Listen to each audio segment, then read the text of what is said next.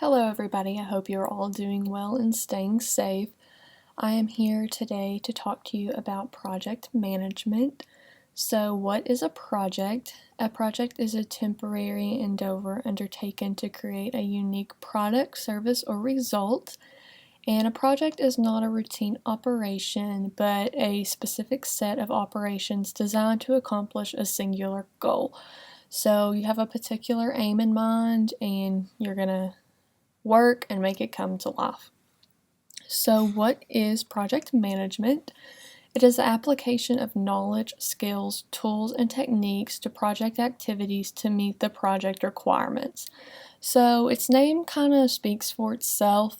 You're managing the project and you're making sure the knowledge is there, skills are there, tools and techniques are available to make the project a success. So there are 5 steps of project management, and the first one is initiating. And this is the start of the project. This is where the project will be defined at a very broad level, and you'll do some research and you'll decide whether the project is feasible and if it should be undertaken. If you decide the project is a go, you will then create a PID or project initiation document. And in this document, you won't want to get too technical about the whole project and plan of it because you're going to do this in the next step, which is planning. And as we know, planning is a key to a successful project. So this is where you will create a roadmap, and you want to make sure your roadmap is easy for the project management team to follow. And you can start planning by setting goals. And a popular method for goal setting is called SMART: specific, measurable, attainable, relevant, and time-based.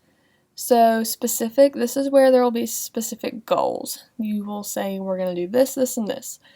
And for measurable, this is where you'll measure the success. You'll say, did these goals get met? Were they successful?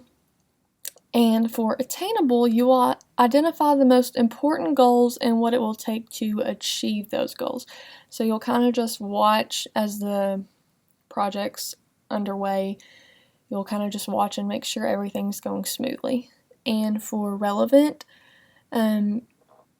this is being able to work towards a goal that is realistic and relevant for the project in order for it to be successful. And then time-based, of course, is a time frame to achieve goals. You want to make sure you set time frames for the team, or they may be on it forever and never get it done. So that's important. And then step 3 is executing. This is like the kickoff meeting, and this is where the bulk of the project is done, and it is the longest phase in project management. And during this, you will develop the team, you'll assign resources, and the project manager will direct this whole meeting, and you'll kind of modify things, you'll lay everything out and show the team, and if people will put in their input, and you can kind of modify it as you're talking to them. And then step 4 is monitoring and controlling. And this is where project progression and performance are measured and ensuring that everything aligns with the project management plan.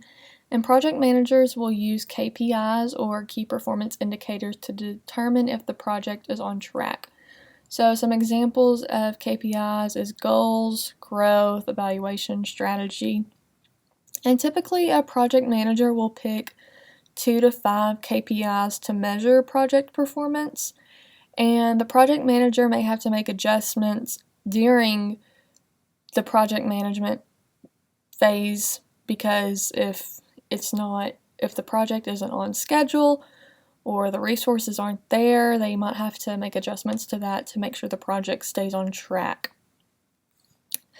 So then lastly, the 5th step of project management is closing. And this is where the project is complete. And during this step, meetings are held to see the successes and failures of the project.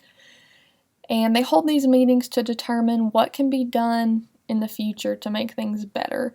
And they'll also provide a project budget and a final report just to say this is everything we did during the project, this is where the money was spent, and just kind of gives an overview, and it kind of helps, like I said, determine what can be done in the future to make things better. Here are my resources I used. So I think that is all, and thank you for listening.